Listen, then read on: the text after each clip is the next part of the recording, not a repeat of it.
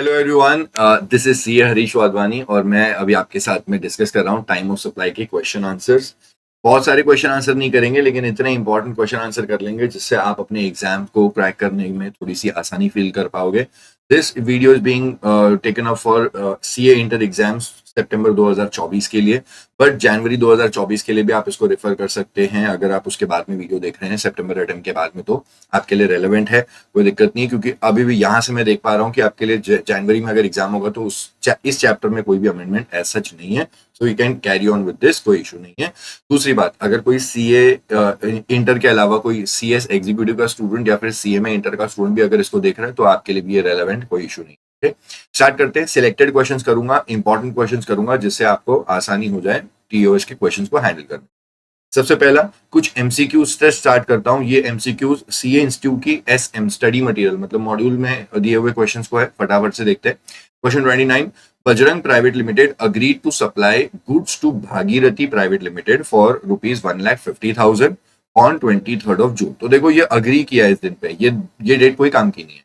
Next day it remove the goods from its factory, ये date काम की है। गुड्स के केस में जिस दिन रिमूव होते हैं गुड्स फैक्ट्री से उस दिन इनवॉइस बन जाना चाहिए। इसको हम लोग कहते हैं last date on which invoice should have been issued as per section 31। Section 31 के हिसाब से लास्ट में लास्ट इस दिन पे इनवॉइस बन जाना चाहिए। एंड फैक्ट्री से इस दिन रिमूव किया and the invoice is actually issued on 25th of June। तो देखो 23rd के सीधा नेक्स्ट डे, मतलब इनकी लास्ट डेट जो इनवॉइस बनाने की होती है वो होती है 24th of June, but actually invoice बनाया गया था ऑन 25th of June। तो मेरे लिए होता है date of invoice that is 25th या फिर last date on which invoice should have been issued, दोनों में से विच एवर इज अर्लियर। और अर्लियर के हिसाब से मेरा आंसर इस केस में बैठना चाहिए 24 June, and therefore the correct option which I can see is 24th of June। उसके बाद में अच्छा, अगर मैं जब भी आपको टाइम ऑफ सप्लाई का क्वेश्चन अगर कवर अप करवा रहा हूं तो आपने हमेशा ऐसे आइडेंटिफाई करना चाहिए कि वो कौन से सेट में पूछा जा रहा है। तो पहली बात, ये time of supply find out करना है। एसओजी सप्लाई ऑफ गुड्स का ट्रांजेक्शन है, यहां से पता चला। और ये एफसीएम फॉरवर्ड चार्ज का है, क्योंकि क्वेश्चन में कहीं पे भी रिवर्स चार्ज लिखा हुआ नहीं है। हमेशा हर स्टूडेंट को ये पैटर्न में आइडेंटिफाई करना चाहिए कि कौन सा प्रोविजन एप्लीकेबल होगा। तो ये सप्लाई ऑफ गुड्स के केस में ये तब अप्लाई होता है जब एक ट्रांजेक्शन फॉरवर्ड चार्ज का ट्रांजेक्शन है। Next question, Hanuman private limited agreed to supply. देखो अग्री किस दिन किया उससे फर्क नहीं पड़ता है, और सप्लाई कर रहे हैं टॉयज, तो अकॉर्डिंगली मेरे को पता चलता है कि ये टाइम ऑफ सप्लाई में चाहिए मुझे एसओजी सप्लाई ऑफ गुड्स के लिए। और करने वाले हैं supply to Ganga private limited for 1,50,000 on June 23rd। अच्छा, ये ऊपर के क्वेश्चन से ही बेस्ड है लगभग। एंड रिसीव्ड एडवांस, भाई साहब सप्लाई ऑफ गुड्स के केस में आपको कुछ एडवांस रिसीव होता है on the same day. Supply of goods के केस में अगर फॉरवर्ड चार्ज होता है तो जिस दिन आपको पैसा रिसीव हो रहा है, date of receipt of money या पेमेंट इज नॉट इम्पॉर्टेंट, ठीक है। तो दिस डेट फॉर मी, जिस दिन पैसा रिसीव हो रहा है, this date we can ignore, ये काम का नहीं है। Next day it remove the goods from its factory, तो वही बात हो जाती है। नेक्स्ट डे मतलब 24 जून को निकाला, तो last date on which invoice should have been issued that is 24 June, जिस दिन फैक्ट्री से रिमूव हो रहा है। एंड सिमिलर लाइंस पे इसी क्वेश्चन को ड्राफ्ट किया। इन्होंने इनवॉइस बनाया है 25 जून को। उसके अलावा बाकी बात ये लोग बोल रहे हैं कि बैलेंस पेमेंट आया 50,000 was made by Ganga on 15th of July। The time of supply for advance 1 lakh and balance payment for 50,000। तो देखो टाइम ऑफ सप्लाई अब यहाँ पे कहीं पे भी रिवर्स चार्ज तो है नहीं, तो आप मेरी इस पॉइंट को समझ लीजिए कि ये time of supply SOG supply of goods के लिए और फॉरवर्ड चार्ज के केस में चाहिए। तो जो दो डेट्स ऊपर आपको मैंने यहाँ पे मार्क करवाई है, यही दो डेट्स मेरे काम की है। That is date of invoice 25 June या फिर last date on which invoice should have been issued 24th of June, क्योंकि उस दिन फैक्ट्री से रिमूव हुआ था। और ये दोनों में से विच एवर इज अर्लियर। अगर आप मेरे को बोलोगे कि 1 लाख की पेमेंट के लिए अमाउंट बताओ तो भी आंसर यही रहेगा, और बोलोगे कि 50,000 के लिए मेरे को अमाउंट बताओ तो भी यही होगा, क्योंकि सप्लाई ऑफ गुड्स के केस में जब फॉरवर्ड चार्ज की बात करते हैं तो जिस दिन पैसा रिसीव हुआ वो हमारे लिए कोई भी काम का नहीं है। जिस दिन पैसा रिसीव हुआ उस दिन टाइम ऑफ सप्लाई नहीं आती है। ये बात लिखी है नोटिफिकेशन नंबर 66/2017। ये बड़ा ही फेमस नोटिफिकेशन है जो बोलता है date on which payment is receive काम की नहीं है। तो ये उस पॉइंट को चेक करने की कोशिश उन्होंने करी है। तो ऊपर हमारा आंसर आया था 24 जून, तो यहाँ पे भी आंसर मेरा बनेगा 24 जून। 24 जून फिर चाहे 1 लाख का अमाउंट हो चाहे फिर 50,000 का आंसर हो, तो 24 जून अपना आंसर रहने वाला है। Correct option is option B, ठीक है। इसका भी बी था, इसका भी बी है। अब आगे next question 31, time of supply. Again goods का है ये, देखो यहाँ पे with the help of following information चाहिए अपने को, तो TOS SOG। अब आगे मई 11 को सप्लायर धरित्री एंटरप्राइज ने इशू किया invoice for the goods taxable under reverse charge. ध्यान देना भाई साहब, ये रिवर्स चार्ज है। अब मैं आपको प्रोविजन अगर आपको याद है तो ठीक है, नहीं तो मैं बता दूं। रिवर्स चार्ज अगर गुड्स की बात होती है तो 3 डेट्स होती है, तीनों में से विच एवर इज अर्लियर। मैं यहाँ पे लिख देता हूँ शॉर्ट फॉर्म में। एक है DORG, मतलब date of receipt of goods, जिस दिन गुड्स रिसीव हुआ ये डेट। उसके बाद है DOP, डेट ऑफ पेमेंट, ठीक है। अब रिवर्स चार्ज में रेसिपेंट की बात करें तो रेसिपेंट पैसे देता है, ठीक है। तो रेसिपेंट पैसे देता है, तो इसको फाइंड आउट करने के लिए नीचे जाकर के हम लोग सेपरेटली पढ़ते हैं इसको। पेमेंट के लिए जिस दिन बुक्स में पेमेंट की एंट्री करोगे, BOA बुक्स ऑफ अकाउंट्स, या फिर जिस दिन बैंक में डेबिट हुआ, ये दोनों में से विच एवर इज अर्लियर। तो ये दोनों में से विच एवर इज अर्लियर बनेगी मेरी डेट ऑफ पेमेंट। और तीसरा ध्यान देना, अगर RCM है, सॉरी यहाँ पे आपको स्क्रीन में अब दिखेगा। तीसरा, अगर आपको RCM में बोला जाता है तो यहाँ पे बोला जाता है 31st day from the DOI, date of issue of invoice, by the supplier. Supplier ने जब भी इनवॉइस बनाया होगा वहां से आपको 31st डे लेना है। ये एक डेट है। डेट ऑफ पेमेंट चेक करो और date of receipt of goods, ये तीनों में से विच एवर इज अर्लियर होगा वही हो जाएगा आपके केस में टाइम ऑफ सप्लाई, ठीक है, विच एवर इज अर्लियर। हालांकि डेट ऑफ पेमेंट को फाइंड आउट करने के लिए जिस दिन बुक्स में पेमेंट की एंट्री करी या फिर जिस दिन बैंक में डेबिट हुआ, विच एवर इज अर्लियर, फिर वो यहाँ पे लगा के तीनों में से विच एवर इज अर्लियर। अब आप यहाँ पे देख लीजिए, हमारा क्लाइंट जो है वो परमिंदर है, क्योंकि देखना आपको कहानी में थोड़ा सा एंगल चेंज करके देखना पड़ेगा। ये RCM का क्वेश्चन है, RCM का क्वेश्चन है, तो जिसको गुड्स सप्लाई किए जा रहे हैं टू परमिंदर कंस्ट्रक्शंस। अब परमिंदर कंस्ट्रक्शंस के लिए आप नीचे डेट देखिए, ये वाली डेट्स, जून 1 नहीं, ये वाला मई 30 और 31। परमिंदर कंस्ट्रक्शंस ने एक चेक इशू किया और उस ट्रिप पे अपनी बुक्स ऑफ अकाउंट्स में एंट्री किया, तो ये डेट ऑफ पेमेंट के लिए एक डेट आ गई। दूसरा, उनके बैंक से पैसा डेबिट हुआ था, ऑफ परमिंदर कंस्ट्रक्शंस के बैंक से डेबिट हुआ था 31 में। तो मुझे डेट ऑफ पेमेंट अगर लेना है, डेट ऑफ पेमेंट लेना है, तो मुझे दोनों में से विच एवर इज अर्लियर लेना पड़ेगा। यहाँ पे दोनों में से विच एवर अर्लियर लेना पड़ेगा और मेरा आंसर बनेगा यहाँ पे 30th ऑफ मई, 30 में मेरा आंसर बनेगा। तो ये 30th मई के बाजू में मैं जाकर के लिख देता हूँ कि ये मेरी DOP है। उसके बाद में आपको 12 मई एक डेट दिख रही है, ये डेट पे गुड्स रिसीव हुए हैं, तो ये बन जाती है मेरी DORG, date of receipt of goods. Date of payment बन गई 30 मई और 31 मई में से विच एवर इज अर्लियर। अब मुझे चाहिए डेट ऑफ, सॉरी, जिस दिन इनवॉइस इशू हुआ था वहां से 31st डे। तो इनवॉइस बनाया था सप्लायर, ये वो प्रीति ने issues invoice for the goods, तो 11th मई को इनवॉइस बनाया था। ये मेरे काम का नहीं है, इससे आप आगे लेके आइए 31st डे। अब मई के अंदर 31 डेज होते हैं, तो मई में 31 में से 11 हटा दो तो मई की 20 दिन आपको जोड़ने हैं। 20 मई, 20 days of May, May plus 11 days of June, और इसी तरीके से आपके 31 डेज की कहानी बन जाएगी। इन शॉर्ट जो 31 डेज आपके बनते हैं वो बनते हैं 11th जून को, 11th जून को। तो मैं यहाँ पे लास्ट एक डेट लिख देता हूं, वो 31st वाली डेट मेरे लिए हो जाती है 11th जून, ओके। और इसको एक येलो हाइलाइटर दे देता हूँ। अब ये येलो, ब्लू और ऑरेंज में से विच एवर इज अर्लियर, तो ये तो जून है और ये मई में 12 मई, तो फर्स्ट आपको तीनों में से विच एवर इज अर्लियर जो मिलेगा वो मिलेगा 12th ऑफ मई, ठीक है। ये 11 जून जो है, this is 31st day from the date of issue of invoice by the supplier. मेरे लिए correct answer will be 12th of May, तीनों में से विच एवर इज अर्लियर। तो यहाँ पे जो अपना आंसर बना है भाई साहब वो है ऑप्शन। आगे बढ़ते हैं, बात करते हैं क्वेश्चन 32 की। अब ये टाइम ऑफ सप्लाई सर्विसेज का है, और सर्विसेज के केस में date of receipt of and the date of receipt of, तो आपको दो चीजें फाइंड आउट करनी है। अब यहाँ पे आप देखो, आपको फाइंड आउट करना है पहली बात तो टाइम ऑफ सप्लाई सर्विसेज का क्या होगा, और उसके बाद में date of receipt of payment क्या होगा with the help of following information. अब पहली बात तो क्योंकि ये सर्विसेज है तो TOS supplier Dhriti enterprise provides services taxable under forward charge, ये फॉरवर्ड चार्ज का केस है।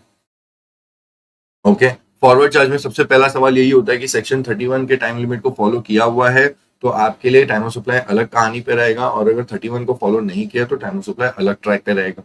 पहली बात तो हम लोग को ये फाइंड आउट करना है कि date of receipt of payment क्या है। Date of receipt of payment आपको, क्योंकि अब आपको सप्लायर के एंगल से देखना है, तो सप्लायर को पैसे मिलते हैं, सप्लायर को पैसे मिले उसने बुक्स में जब एंट्री करी वो, या फिर उसने बैंक में जब क्रेडिट किया, उसके बैंक में जब क्रेडिट हुआ वो। तो जून 1 और 2 जून में आपको विच एवर इज अर्लियर लेना है, क्योंकि payment bank books of accounts में धृति ने रिकॉर्ड किया था 2 जून को, और धृति के बैंक में क्रेडिट हुआ था 1 जून को। मेरे लिए दोनों में से which ever is earlier, correct answer should B June 1। ठीक है, तो ये मैं यहाँ पे लिख देता हूं DORP, date of receipt of payment. अब अपने को क्वेश्चन में दो चीजें बोली है, time of supply services and date of receipt of payment. अब अगर आप यहाँ पे देखते हैं तो सेकंड वाले में मेरा करेक्ट आंसर June 1 बनना चाहिए, तो ABCD के अंदर सेकंड आंसर June 1 मेरा सिर्फ यहाँ पे बैठ रहा है, तो मुझे रफली आइडिया तो मिल ही गया है कि मेरा करेक्ट आंसर होना चाहिए option A, that is 12th में and June 1। June 1 is my date of receipt of payment. अब 12th में मेरी टाइम ऑफ सप्लाई होनी चाहिए, उसके अलावा कुछ हो नहीं सकते। Quickly will check. अब दोनों में से विच एवर इज अर्लियर, लेकिन पहली आपकी और कौन सी डेट होगी, तो 30 डेज के अंदर इनवॉइस बन जाना चाहिए। जिस दिन सप्लाई ऑफ सर्विस हुई थी वहां से 30 डेज के अंदर इनवॉइस बन जाना चाहिए। Supplier Dhriti enterprise provides services under forward charge 4 मई को दिया, एंड धृति ने इनवॉइस बनाया है 12 मई को। 4 मई से 12 में करीब 8 दिन का ही डिफरेंस है, तो 30 डेज के अंदर इनवॉइस बनाना चाहिए था, इनवॉइस बना दिया है। तो अब मुझे कंपेयर करना है डेट ऑफ इनवॉइस या फिर date of receipt of payment, दोनों में से विच अर्लियर। और अगर मेरे को येलो और ऑरेंज में से which ever is earlier check करना है तो मेरे लिए आंसर होगा 12th में, एंड अकॉर्डिंगली जो मैंने रफ आइडिया निकाला था वही बनता है आंसर 12th में, और टाइम ऑफ सप्लाई बनेगा 12th में, और date of receipt of payment बनेगी 1 जून।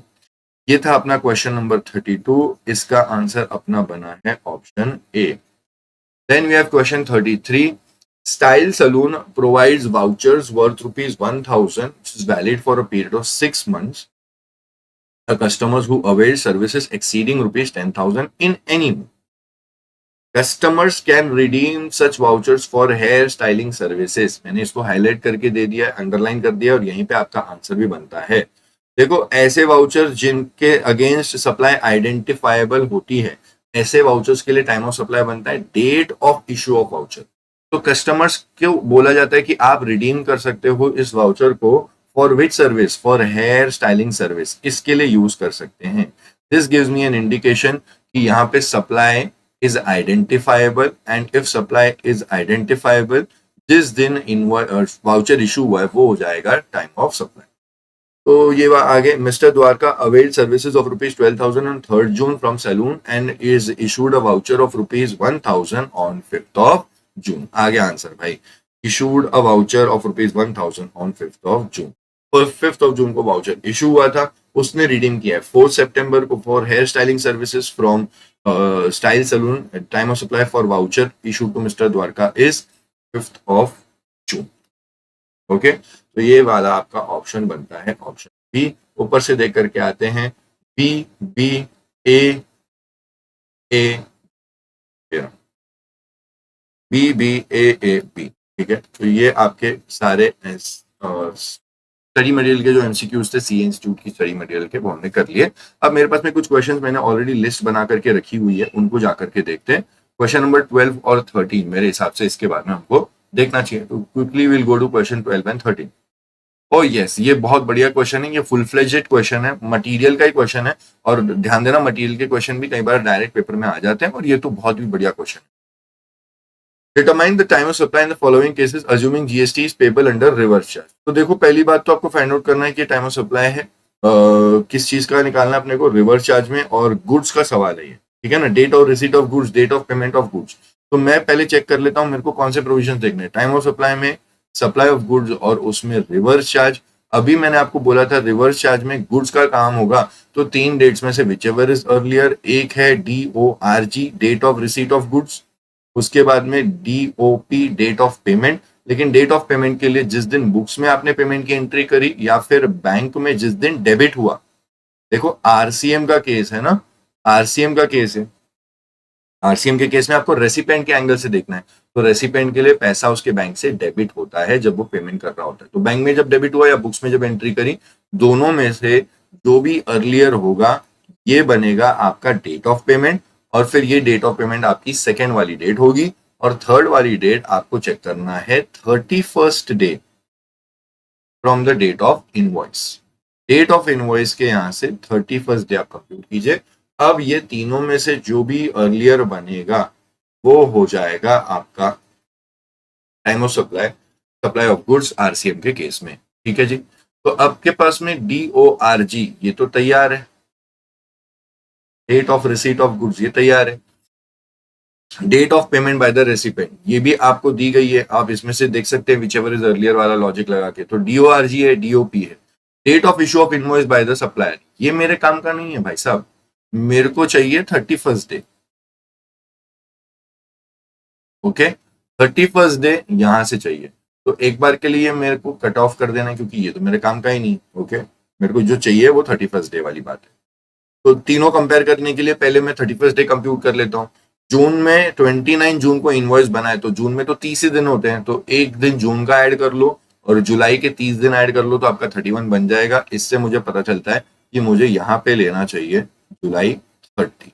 ओके, और जहां जहां पे जून 29 है वहां पे 31st डे बनेगा जुलाई 30, जुलाई 30, वहां पे भी जुलाई, जुलाई। अब यहाँ पे जून 1 है, जून 1 है तो पहली बात तो जून के अंदर 30 दिन होते हैं, तो एक हटा दो, अब बचेंगे 29 डेज ऑफ जून और 2 दिन जुलाई के। तो जुलाई 2 चेंज कर देता हूँ, थोड़ा सा दिखने लगेगा डिफरेंस। तो जुलाई 2 बनेगा मेरा 31st day from the date of issue of. Okay, अब चेक कर लीजिए जुलाई 1 या फिर 10th अगस्त या फिर जुलाई 30। तो मेरे हिसाब से correct answer should be July 1। Okay, July 1 या फिर जून 25 या फिर जुलाई 30, जाहिर सी बात है जून 25, तीनों में से विचएवर इज अर्लियर देखना। ओके, तो ये 31st डे वाली है, ये मेरी थर्ड डेट बन जुलाई 1। अब यहाँ पे पार्ट पेमेंट आया है जून 30 को एंड बैलेंस अमाउंट आया है जुलाई 20 को। तो एक काम करते हैं, डिमार्केशन कर देते हैं इसको, हम लोग को 2 एंगल से जवाब देना होगा। डिमार्केशन, तो जुलाई 1 या फिर 30 जून, पार्ट पेमेंट के लिए अलग से निकालते हैं, तो जुलाई 1 या फिर 30 जून या फिर जुलाई 30। तो तीनों में से अर्लियर जून वाला महीना बैठेगा अपना, करेक्ट आंसर शुड बी 30 जून। और दूसरी वाली बैलेंस पेमेंट के लिए जुलाई 1 या फिर जुलाई 20 या फिर जुलाई 30, तो यहाँ पे अपना सेकेंड वाला जो मैंने पार्टीशन मारना चाहिए, पार्टीशन मारने के लिए सेकेंड वाला जो रहेगा उसमें मेरा आंसर बनेगा जुलाई 30। ठीक है, तो एक पार्ट पेमेंट के लिए जून 30 और दूसरी पार्ट पेमेंट के लिए जुलाई 1। फोर्थ वाले केस में पेमेंट बुक्स ऑफ अकाउंट्स में आया था जून 28 को और बैंक में डेबिट हुआ था जून 30 को। तो मेरे लिए जो रेलेवेंट डेट बननी चाहिए वो बननी चाहिए जून 28। ठीक है, फिफ्थ वाले केस में बुक्स में एंट्री हुई थी जून 30 को और बैंक में डेबिट हुआ था जून 26 को। तो मेरे लिए जून 26 दोनों में से विचएवर इज। अब ये ऑरेंज वाली जुलाई 5 या फिर जून 28 या फिर जुलाई 2।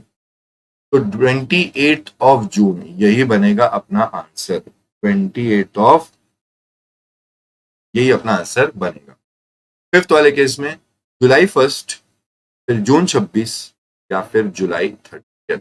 तो करेक्ट आंसर अपना इस केस में बनना चाहिए जून 26 if I am not wrong. और लास्ट में 1 अगस्त, 10th अगस्त या फिर जुलाई 30। तो यहाँ पे करेक्ट आंसर बनेगा, देख सकते हैं अपन यहाँ पे पहले केस का आंसर यहाँ पे बन रहा है जुलाई 1, यहाँ पे आंसर रह रहा है जुलाई 1। सेकेंड केस का जून 25, थर्ड में 2 आंसर बनेंगे जून 30 and July 1, June 30 and July 1। Fourth में 28 ऑफ जून, ये रहा 28 ऑफ जून। फिफ्थ में 26 ऑफ जून एंड सिक्स्थ वाले का आंसर बनता है जुलाई 30। सिक्स्थ वाले का आंसर बनता है भाई साहब जुलाई। ये सब आपके आंसर सिर्फ करेक्ट तब बन सकते हैं जब आप प्रॉपर प्रोविजन में पहुंचेंगे। प्रोविजन ये रहा, अगर आपको निकालना है time of supply in case of supply of goods और अगर कहानी आरसीएम की है तो ये 3 डेट्स में से विच एवर इज अर्लियर, ये आपको बता दिया, इस तरीके से आपको कंप्यूट करना है। ये एक अच्छा फुल फ्लेजेड क्वेश्चन था। आगे बढ़ते हैं, बात करते हैं और एक क्वेश्चन की, क्योंकि ये भी एक मॉड्यूल का ही क्वेश्चन है, क्वेश्चन नंबर 30। अब यहाँ पे कहानी सर्विसेज की है, ये देखो सर्विसेज है। Determine the time of supply in the following cases assuming GST is payable under reverse charge। तो बेटा जी again this is reverse charge, this is TOS, SOS, RCM। इसमें 2 डेट्स होती है और दोनों में से विच एवर इज अर्लियर। पहला date of payment, date of payment का वही लॉजिक जो अभी आपने मेरे साथ में समझा था, जिस दिन बुक्स में एंट्री करोगे वो वाली डेट, या फिर जिस दिन बैंक से डेबिट होगा वो वाली डेट। ये दोनों डेट्स में से विच एवर इज अर्लियर लोगे, यही आपकी बनेगी डेट ऑफ पेमेंट। उसके अलावा आपको चेक करना है, ध्यान देना, अगर सर्विसेज का रिवर्स चार्ज का केस है तो यहाँ पे आपको लेना चाहिए 61st डे, वहां पे ऊपर 31st डे था, यहाँ पे 61st day from date of invoice. Invoice की डेट से आपको 61st डे कंप्यूट करना है, और यहाँ पे 2 ही डेट्स होती है, ये दोनों में से जो भी अर्लियर होगा वही आपका बन जाएगा time of supply. This is time of supply, supply of services में अगर काम RCM वाला है तो।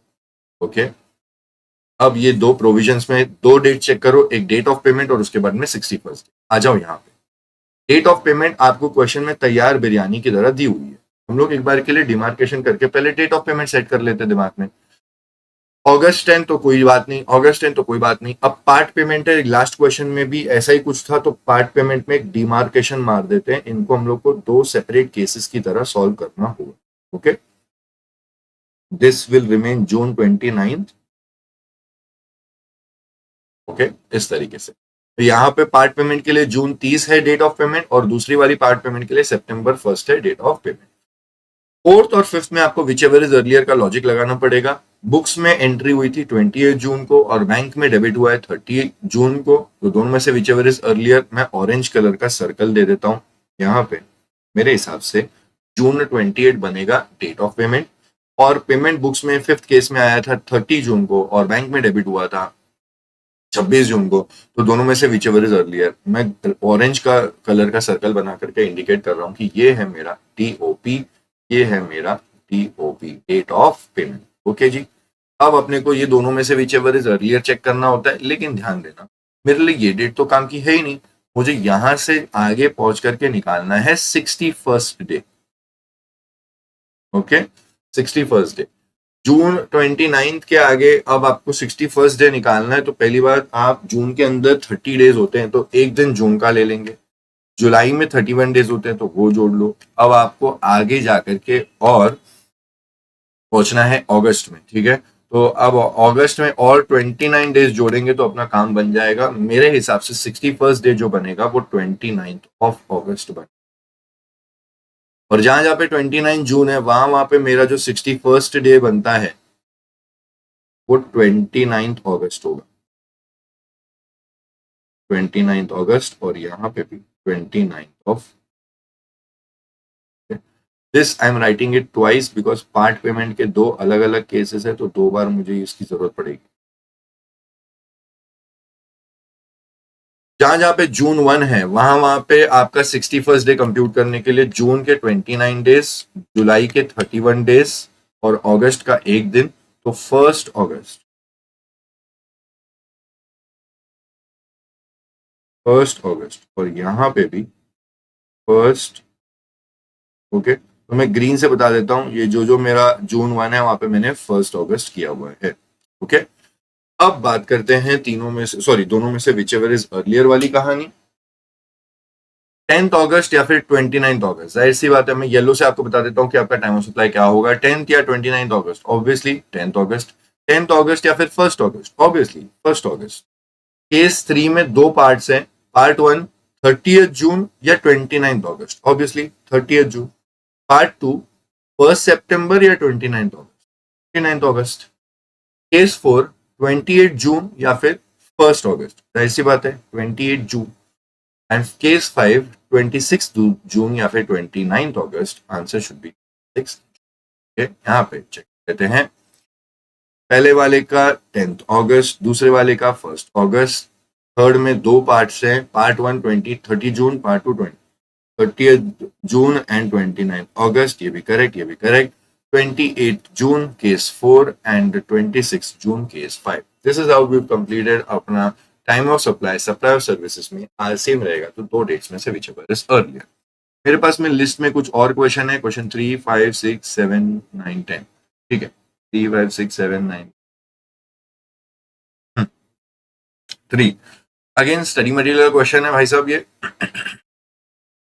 Machine has to be supplied at site. It is done by sourcing various components from vendors and assembling the machine at the site. The details of various events are as under. 17 सितंबर को purchase order with advance of rupees 50,000 is received for the machine worth rupees 12 lakhs and entry duly made in the seller's books account. 20 अक्टूबर को machine assemble किया, tested at site and accepted by the buyer. 23 अक्टूबर को invoice बनाया। 4 नवंबर को balance payment आया है।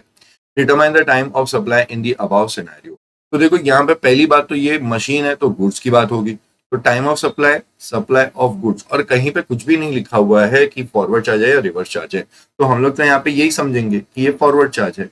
और फॉरवर्ड चार्ज में दो ही डेट्स होती है, डेट ऑफ इनवॉइस या फिर last date on which invoice should have been issued. Invoice की लास्ट डेट होती है गुड्स के केस में जिस दिन रिमूव हुआ उस टाइम पे। तो factory purchase order with advance is receive for machine worth rupees this and entry duly made in the books of accounts. Machine is assembled tested at site and accepted by the buyer. यहाँ पे 20 अक्टूबर को आपने समझना चाहिए, assembled है मतलब उस दिन निकाला हो गया है, डिलीवरी करवा दिया है, मेड अवेलेबल करवा दिया। तो last date on which invoice should have been issued as per section 31 बनती है ये डेट। ओके, इनवॉइस भाई साहब ने बनाया है date of I DOI, date of invoice 23 October. तो 20 अक्टूबर या फिर 23 अक्टूबर, दोनों में से which ever is earlier, correct answer should B 20 अक्टूबर। ये रहा। और यहाँ पे जिस दिन पैसे रिसीव हुए उससे कोई फर्क नहीं पड़ता है। हमने एक MCQ भी देखा था 1 लाख के लिए, 50,000 के लिए अलग, लेकिन गुड्स के केस में ऐसा कुछ भी नहीं होता है। तो आपका जो भी अमाउंट है, फिर चाहे वो 50,000 हो या 11.5 लाख हो, इनफैक्ट पूरे 12 लाख के लिए आपका टाइम ऑफ सप्लाई बनेगा 20th October. The time of supply for the purpose of payment of entire amount of rupees 12 lakh is 20th October. ठीक है, नेक्स्ट क्वेश्चन नंबर उसके बाद में 5th। टाइम ऑफ सप्लाई चाहिए अपने को। Supplier invoices goods taxable on reverse charge basis. तो goods है और रिवर्स चार्ज है। अब भी गुड्स का रिवर्स चार्ज हमने देखा 3 डेट्स में से which ever is earlier.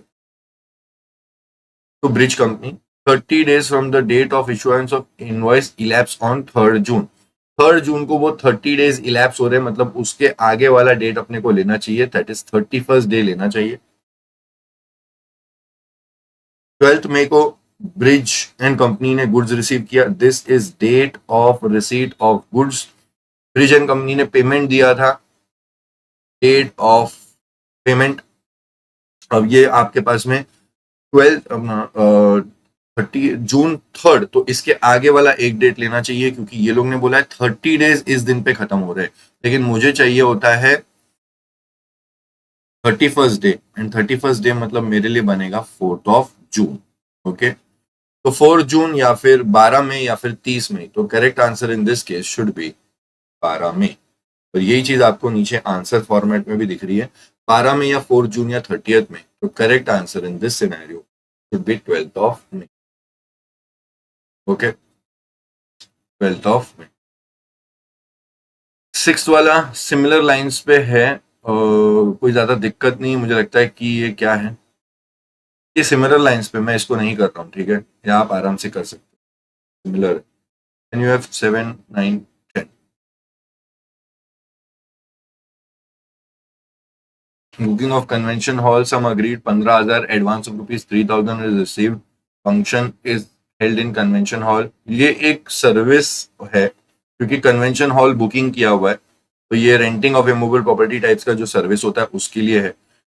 Determine the time of supply from the following particulars. 6th मई को है booking of convention hall, sum agreed 15,000 advance में रिसीव हो गया था, सम अग्रीड 15,000 है बट एडवांस में रिसीव हुआ है 3,000। तो देखो सर्विसेज में अगर आपको कुछ भी एडवांस रिसीव होता है तो जिस दिन एडवांस रिसीव हुआ वो आपकी टाइम ऑफ सप्लाई बन सकती है date of receipt of payment वाले लॉजिक के हिसाब से। तो यहाँ पे आपको 15,000 में से 3,000 रुपए के लिए टाइम ऑफ सप्लाई अलग निकलेगा क्योंकि इसकी पेमेंट एक अलग डेट पे आई है, और 12,000 के लिए आपको टाइम ऑफ सप्लाई अलग निकलेगा। फंक्शन हेल्ड हुआ था कन्वेंशन हॉल में 15 सितंबर को, ये डेट मैं बोल सकता हूं date of provision of service, EOPS, date on which services were provided, service provide की थी इस डेट पे।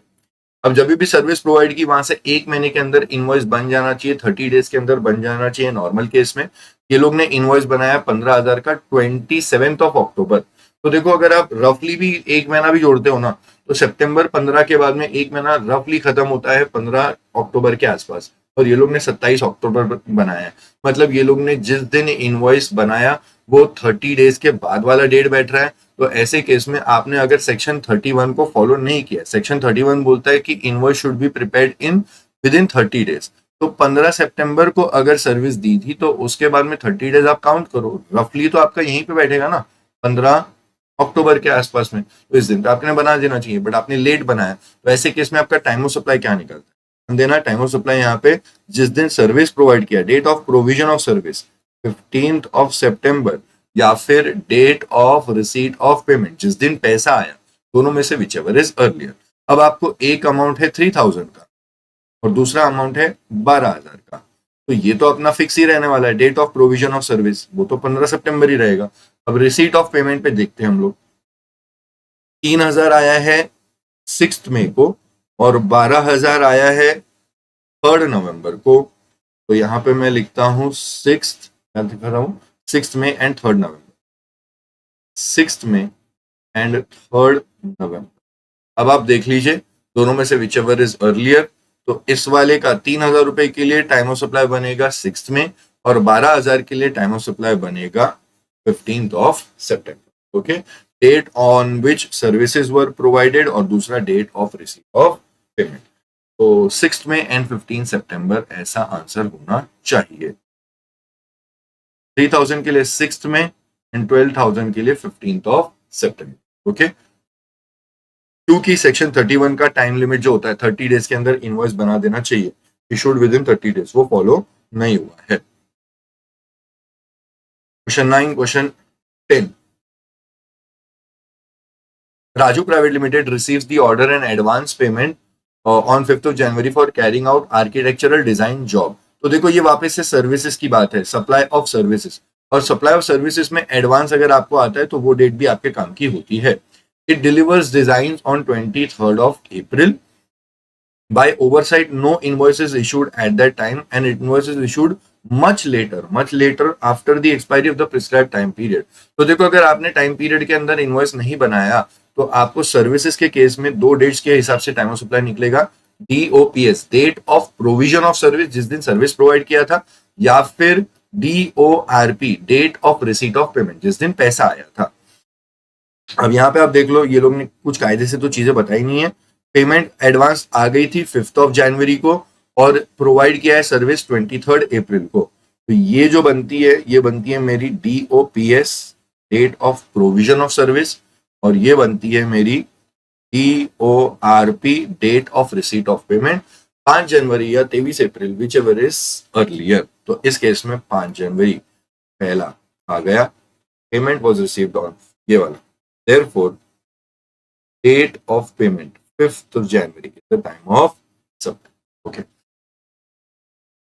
अगेन ये एक सिंपल सा क्वेश्चन है, आप इसको रीड कर सकते हैं। ये रिवर्स चार्ज का है, हम लोग ने रिवर्स चार्ज का MCQ वगैरह देखा हुआ है। 2 डेट्स होती है, मैं फटाफट से लिख करके बताता हूँ, टाइम थोड़ा सा डालने की जरूरत ज्यादा नहीं होती यहाँ पे।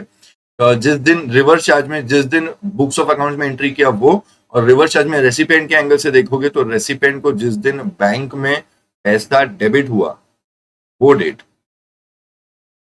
डेबिट हुआ वो डेट, ये दोनों में से जो भी अर्लियर होगा वो बन जाएगा आपका डेट ऑफ पेमेंट।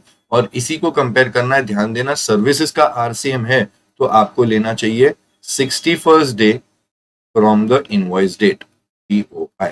और फिर ये दोनों में से जो अर्लियर बनेगा वो होगा आपका फाइनल।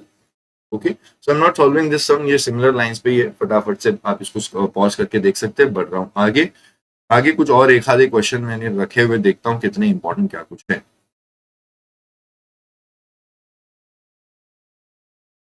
ये अच्छा क्वेश्चन है, 21st and 20 ये करके हम लोग क्लोज कर सकते हैं। 20 देखते हैं।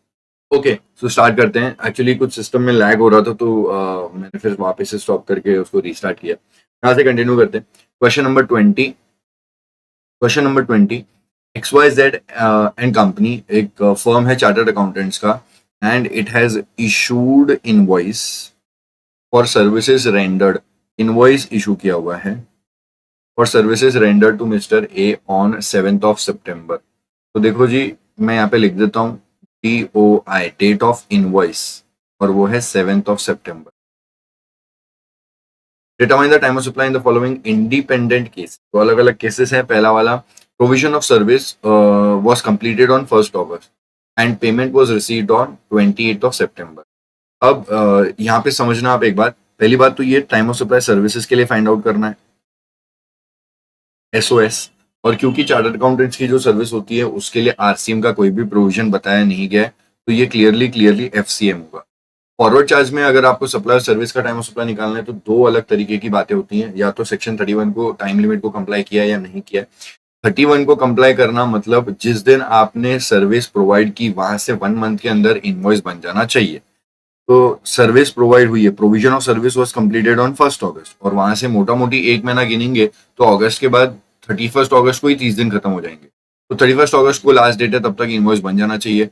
इनवॉइस देरी से बना है, तो अगर मैं यहाँ पे प्रोविजन पहले लिख देता हूँ, 31 को कंप्लाई किया है, 31 section 31 is complied, and on the other hand if section 31 is not complied,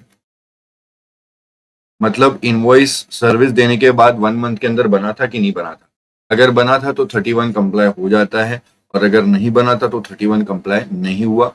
अब 31 कंप्लाई इस केस में तो नहीं हो रहा है, तो ऐसे केस में हम लोग लेते हैं दो डेट्स, दोनों में से विच एवर इज अर्लियर। एक है date of provision of service, DOPS, date of provision of service, और दूसरा डेट ऑफ पेमेंट। और अगर आपका 31 कंप्लाई हो गया है तो ऐसे केस में DOI, डेट ऑफ इनवॉइस, या फिर DOP, डेट ऑफ पेमेंट। अब आप यहाँ पे देख रहे हैं तो दोनों बातें आपको एक बार के लिए देखने को मिल रही हैं, that is date of payment, date of payment दोनों जगह पे कॉमन है। हालांकि अगर मैं आपको यहाँ पे टाइम ऑफ सप्लाई की प्रोविजन बता दूं तो ये दोनों में से विच एवर इज अर्लियर होगा, और यहाँ पे भी दोनों में से विच एवर इज अर्लियर। लेकिन अगर हम लोग अभी डेट ऑफ पेमेंट क्या लेनी है उसके ऊपर बात करें तो ये वैसे भी आप ऑलरेडी जानते हैं।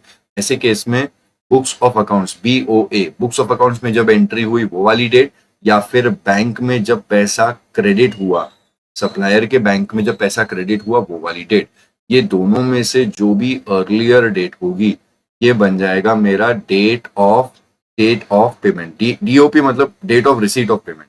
अगर बेटर वर्ड्स में लिखूं तो DORP, date of receipt of payment. यहाँ पे भी DORP, date of receipt of payment, ठीक है। और ये जो ग्रीन कलर का मैं हाईलाइट दे रहा हूं ये फाइंड आउट करने के लिए ये दोनों में से विच एवर इज अर्ली। अब यहाँ पे आते हैं, क्योंकि इनवॉइस एक महीने के अंदर नहीं बना है तो मुझे दो डेट्स में से विच एवर इज अर्लियर लेना है, which is in this case date of provision of service, that is 1st August, या फिर date on which payment is receive, that is 28th of September। दोनों में से विच एवर इज अर्लियर, तो मेरा answer इस केस में होगा 1st August। ये येलो जो हाईलाइट किया वो करेक्ट आंसर। उसके बाद में डेट ऑफ प्रोविजन वाज मतलब the provision of service was completed on 14th August, 14 अगस्त को सर्विस हो गई थी, और उसके बाद में 7 सितंबर को इनवॉइस बन गया। तो ये क्लियरली पता चल रहा है 30 डेज के अंदर बन गया है, क्योंकि अगस्त के आप 14 तारीख काउंट करोगे तो अगस्त में 31 डेज होते हैं, 14 दिन निकाल दोगे तो आप 16-17 दिन यहाँ पे बनते हैं, 17 और 7, तो बन गया करीब करीब 24 दिन के अंदर इनवॉइस बन गया है। तो 30 डेज में बनना चाहिए, 30 डेज के अंदर अंदर बन गया है।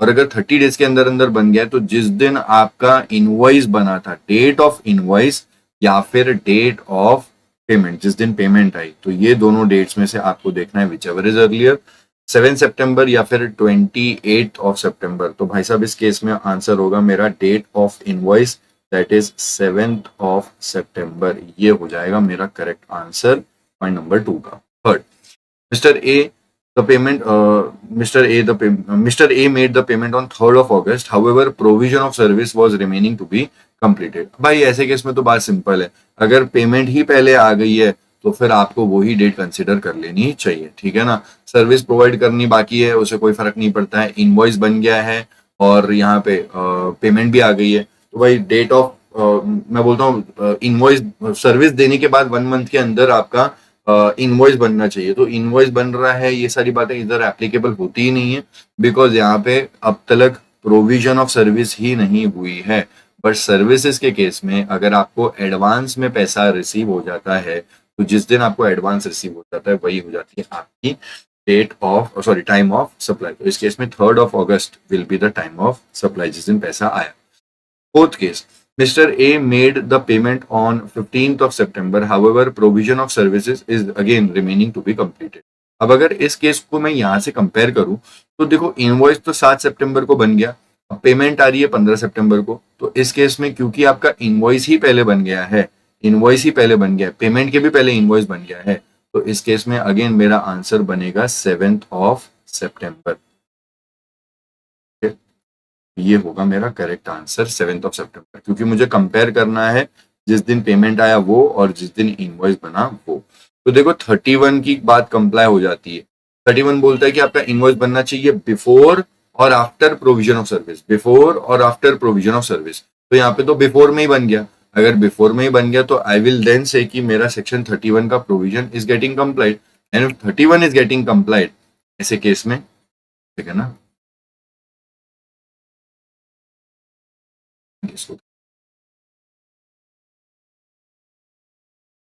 सो क्या हो गया,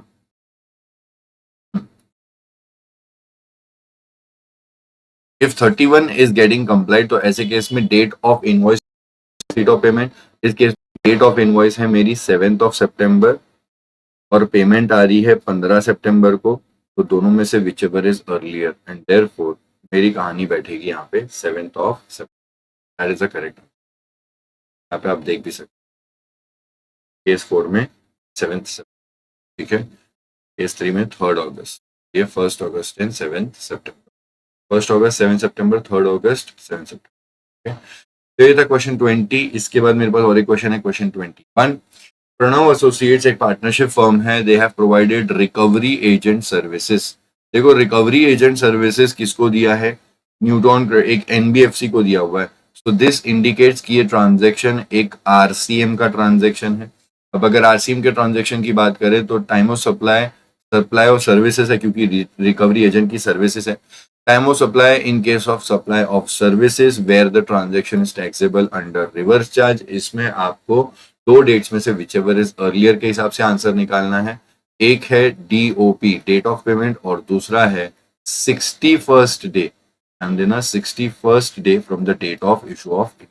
तो यहाँ पे आ जाते हैं एंड रजिस्टर्ड सप्लाई। तो प्रणव प्रोवाइड किया recovery agent service on 15th of January। Invoice for the same was issued on 7th Feb। तो यहां से आपको लेना है 61st, and the payment was received on 18th April by Newton Credits। Bank account of company was debited on 20th April। तो देखो date of payment के लिए जिस दिन आपके बुक्स में एंट्री हो रही है वो, या फिर जिस दिन बैंक से पैसा डेबिट हो रहा है वो, क्योंकि आपको रेसिपेंट के एंगल से देखना है, ये दोनों में से जो भी अर्लियर हो जाएगा वो बनेगा डेट ऑफ पेमेंट। तो अगर मैं बात करूं पेमेंट की तो 18th April या 20th April which ever is earlier, ले 18th April बन जाएगा। अब इस डेट को कंपेयर करना है मुझको ये 61st डे से, तो 7 फरवरी से 61st डे अगर निकालता हूं तो फरवरी के मंथ के अंदर 28 डेज है, 28 में से मैंने निकाल दिया 7, तो अब बचेगा आपके इसमें 28 -7 और ये 21 डेज फरवरी के, मार्च के 31 डेज, टोटल 52 हो जाते हैं, और आपने 9 दिन ऐड करने तो 61 बन जाएगा। इन दिस केस 9th April बनेगा वो डेट, 9th April बनेगा वो डेट जहां पे 61st डे खत्म हो रहा है। अब मेरे को ये ऑरेंज वाले दो सर्कल पे बात करनी है, या तो 18th April, ये देखो इधर 18th April, या तो 18th April या फिर 9th April, whichever is earlier. Therefore, correct answer will be time of supply services is 9th April. तो ये था क्वेश्चन नंबर 21. इसके बाद मेरे पास और एक क्वेश्चन 5 है. क्वेश्चन 25 थोड़ा इंपॉर्टेंट टाइप्स आप समझ लो. ये एग्जाम का क्वेश्चन है, स्टडी मटेरियल का क्वेश्चन है और बढ़िया है. Know and grow Publishers registered dealer in India paid an advance of rupees 50,000 to Mr. गनत्रा, जो कि एक ऑथर है. okay. यहाँ पे आरसीएम के प्रोविजंस की बात हो जाती है, क्योंकि जब पब्लिशर ऑथर को ऑथर जब पब्लिशर को सर्विस देता है, यही वाला टेम्पररी ट्रांसफर ऑफ कॉपीराइट, जो कि उसने बुक लिखी हुई है ओरिजिनल लिटरेरी वर्क का, तो उस केस में आरसीएम लग जाता है. यहाँ पे एक बात ये भी होती है कि जो ऑथर होते हैं वो फॉरवर्ड चार्ज में टैक्स पे करने का ऑप्शन एक्सरसाइज कर सकते हैं. अब क्योंकि क्वेश्चन में ऐसे आगे कुछ भी डेटा दिख नहीं रहा है, तो हम लोग ये अज्यूम कर रहे हैं कि यहाँ पे ये ऑप्शन ऑथर ने एक्सरसाइज वगैरह नहीं किया है, एंड देयरफॉर ये क्लियरली एक आरसीएम का केस है. और क्योंकि ऑथर ने जो सर्विस दी है पब्लिशर को टेम्पररी ट्रांसफर वाली, वो मतलब वो जो एक्टिविटी की है वो एक सप्लाई ऑफ सर्विस है. अब मुझे यहाँ पे चाहिए टाइम ऑफ सप्लाई और supply of service is taxable under RCM. अब आरसीएम के लिए अभी आपने एक बात समझी थी कि डेट ऑफ पेमेंट मेरे को लेना है या फिर 61st day from the date of. अब ये क्वेश्चन में आपको एक बात ये भी समझनी है कि बात आपको दो अलग एंगल पे बताइए. एक अमाउंट है 50,000 रुपीज और दूसरा है 1 lakh. I am not yes. तो no and grow publishers registered dealer in India paid an advance of rupees 50,000 to this author on which date. तो 50,000 को सर्कल मार रहा हूं और ये किस दिन पे पे किया हुआ है? 5th of September. And the balance payment is, मैं इसके लिए ऑरेंज कलर दे देता हूं, इज ऑन 12/12/2021. ओके, तो 2 लाख का काम है और यहाँ पे 1.5 लाख है, 1 लाख नहीं है, 1.5 लाख,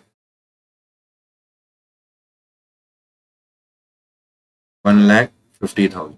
अब आप देखिए पेमेंट आई है इनको 12/12/2021 और ये वाली जो पेमेंट आई है 50,000 वाली, वो आई है 5th of September 2021.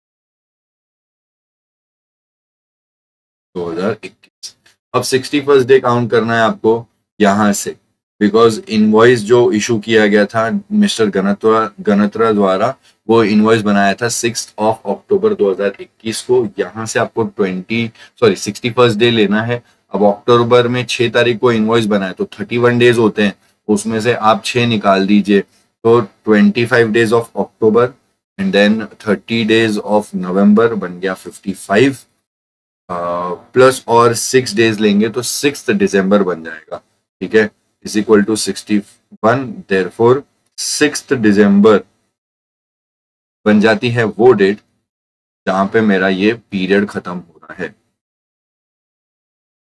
6/12/2021. और यहाँ पे भी 61st डे खत्म होगा 6/12/2021.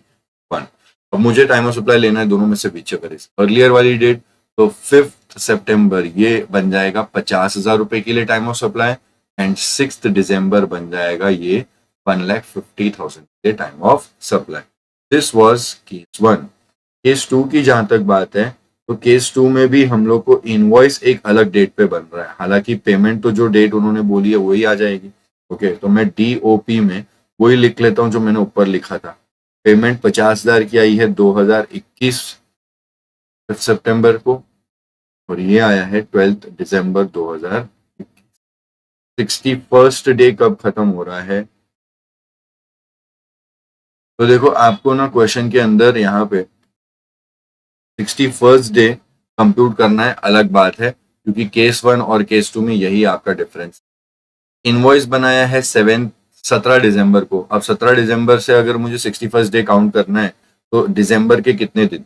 दिसंबर में 31 डेज होते हैं, 31 में से 17 निकाल दो तो बचेंगे 13 और एक 14, 14 days of December, 31 days of January, 31 + 4 35 45, अब 16 और दिन. तो मेरे हिसाब से यहाँ पे 61 डेज खत्म होंगे 16 फरवरी को. ठीक है, तो यहाँ पे 61 डेज आते हैं मेरे 16 फरवरी को. 16 Feb 2022, 16 Feb 2020। आपको टाइम ऑफ सप्लाई लेना है दोनों में से विचएवर इज अर्लियर। तो मेरा टाइम ऑफ सप्लाई ऑब्वियसली दोनों में यही बनेगा, 50,000 रुपए के लिए 5th ऑफ सितंबर और 1.5 लाख रुपए के लिए 12 दिसंबर। ठीक है, दोनों में से whichever is earlier.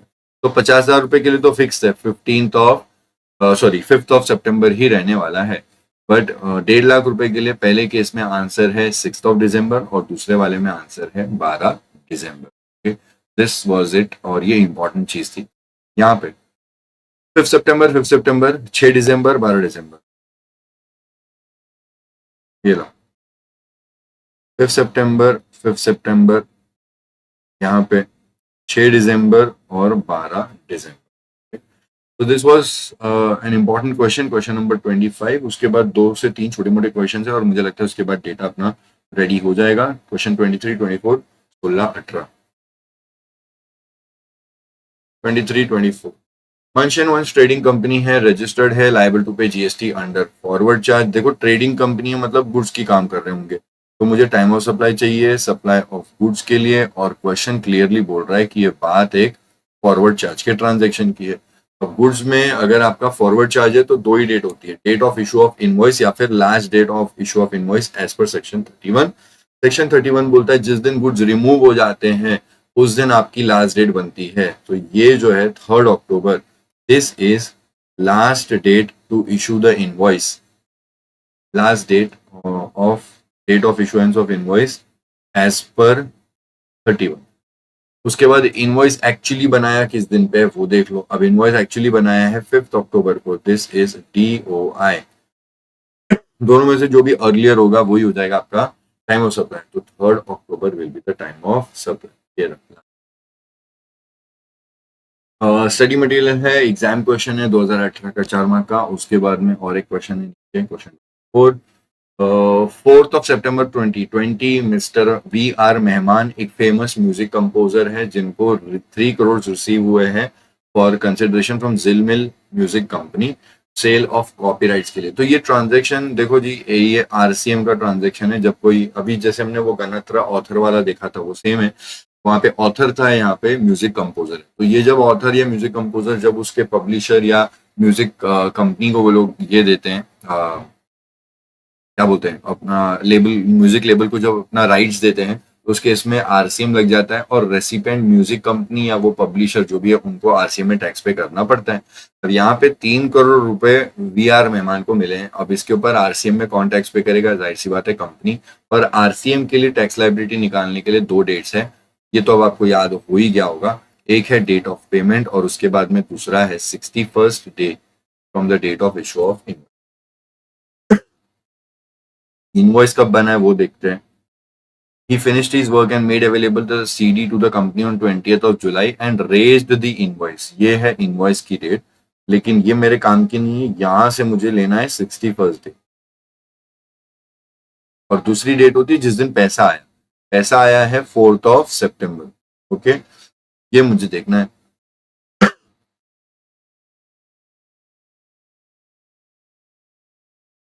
61st day मुझे जब कंप्यूट करना है तो 24 जुलाई। अब जुलाई में होते 31 डेज, तो उसमें से 24 निकाल दूंगा मैं तो बचेंगे 6 और एक 7। फिर उसके बाद जुलाई, अगस्त, अगस्त में भी है 31 डेज। तो अगस्त के 31 और जुलाई के 7 दिन, 31 + 7 बनते हैं 38। और अगस्त भी चला गया। अब सितंबर, सितंबर में कितने दिन, सितंबर की 23 तारीख, 23 सितंबर को यहाँ पे 61st डे खत्म। तो 23 ऑफ सितंबर 2020 या फिर 4th ऑफ सितंबर जिस दिन पैसा आया था। तो ये वाली डेट या फिर ये ऑरेंज वाली डेट, दोनों में से whichever is earlier. Correct answer इस केस में होगा 4th of September, 4th of services.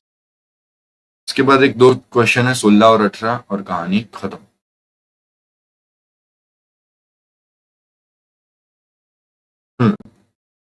An order is placed with Ram and Company on 18th of August for supply of a consignment of customized shoes Ram and company gets the consignment ready and informs the customer and issues the invoice on 2nd of December. तो देखो यहाँ पे ये TOS supply of goods का और ये forward charge का transaction अब तक की फील आ रही है। ऑर्डर दिया था 18 अगस्त को, कोई काम का नहीं है। इन्होंने for consignment supply of consignment ये वो रामन कंपनी ने कंसाइनमेंट रेडी कर दिया और इन्फॉर्म कर दिया कस्टमर को और इनवॉइस बनाया है ऑन 2nd ऑफ December। तो ये मेरे काम की डेट, दैट इज जिस दिन इनवॉइस बनाया। और दूसरा होता है last date on which invoice should have been issued. Invoice should have been issued मतलब जहाँ पे जिस दिन रिमूवल होता है, जहाँ रिमूवल वाला डेट वो हो जाता है लास्ट डेट, उस टाइम पे इनवॉइस बन जाना चाहिए। Customer collects the consignment from the premises of Ram and company on 7th of December and electronically transfer the payment which is ये वो। ठीक है, पेमेंट का फर्क नहीं पड़ता है। गुड्स के केस में आपको पेमेंट कब आती है उसके ऊपर टाइम ऑफ सप्लाई नहीं निकलता। जिस दिन लास्ट में या लास्ट आपकी फैक्ट्री से गुड्स रिमूव हो गए थे उस दिन लास्ट डेट इनवॉइस बन जाना चाहिए था। हालांकि इनका इनवॉइस तो पहले ही बन गया 2nd ऑफ December को, तो फिर दोनों में से ये ऑरेंज और जो भी है ये कलर दोनों में से whichever is earlier, that means 2nd of December will be the of supply। ठीक है, date of issue of invoice या फिर last date on which invoice should have been issued। Lastly, firm of advocates issues invoice to ABC Limited। तो देखो ये clearly एक RCM का transaction है। ओके, और एडवोकेट जाहिर सी बात है सप्लाई ऑफ सर्विस ही करेंगे और यहाँ पे टाइम ऑफ सप्लाई चाहिए RCM के केस में। RCM में अभी इतनी बार हम लोग ने सर्विसेज का देखा है, दो डेट्स में से whichever is earlier, एक है डेट ऑफ पेमेंट और 61st day from the date of issue of in sorry क्या बोला मैंने, हाँ 61st day from the date of issue of invoice and date of payment. Yes, the payment is contested by AB। तो इन्होंने invoice issue किया है 17 फरवरी को। ये डेट मेरे काम की नहीं है, मुझे यहाँ से 61st डे निकालना है। 61st डे मतलब फरवरी में 17, मैंने ये कैलकुलेट किया कि पता नहीं मेरे को, मुझे लगता है मैंने इसी से स्टार्ट किया था, पता नहीं क्या। ठीक है, कर लेते हैं लास्ट और इसको करके क्लोज कर देते हैं। तो फरवरी के अंदर आपके 28 डेज होते हैं। 28 डेज में से मुझे ये रिपीट क्वेश्चन लग रहा है, पता नहीं। ठीक है, 28 डेज फरवरी के होते हैं, उसमें से 17 दिन निकाल दो, बचेंगे फरवरी के 11 दिन। फिर मार्च के 31 डेज और यहाँ पे और 19 दिन अप्रैल के जोड़ देंगे तो 61 आ जाएगा। तो मेरा जो खत्म होता है 61st डे जो प्रॉपरली बैठता है वो आता है 19th ऑफ अप्रैल को, ये वाला डेट या फिर डेट ऑफ पेमेंट। अब कंपनी ने पेमेंट कंटेस्ट किया, ये वो companies case is dismiss by the court for non appearance which necessitated further appearance for which firm is billing the company. Dispute drags and finally payment is made on 3rd of November। Payment तो बहुत दूर हो गया भाई, 3rd November। तो आपको ये वाली डेट कंपेयर करनी है या फिर 19th April, whichever is earlier। Obviously इस केस में 19th अप्रैल के आपका whichever is earlier वाला फैक्टर होगा। This fixes 19th April time of supply, last में आप येलो में देख सकते हैं। This also brings me to the conclusion of Q&A of time of supply chapter। time of supply का इंटर लेवल के स्टूडेंट के लिए, फिर चाहे CA, CS या CMA भी देखे, आपके इंटर लेवल के लिए टाइम ऑफ सप्लाई में इतने क्वेश्चंस मेरे को कराने थे, सिलेक्टेड मैंने करवा दिए। ऐसे और भी सारे रिवीजन वीडियोस और क्वेश्चन आंसर वीडियोस और आपके काम के कंटेंट आते रहेंगे। Stay tuned to this channel and all the best. मिलते रहते हैं, सॉल्व करते रहते हैं, काम करते रहते हैं, पढ़ते रहते हैं।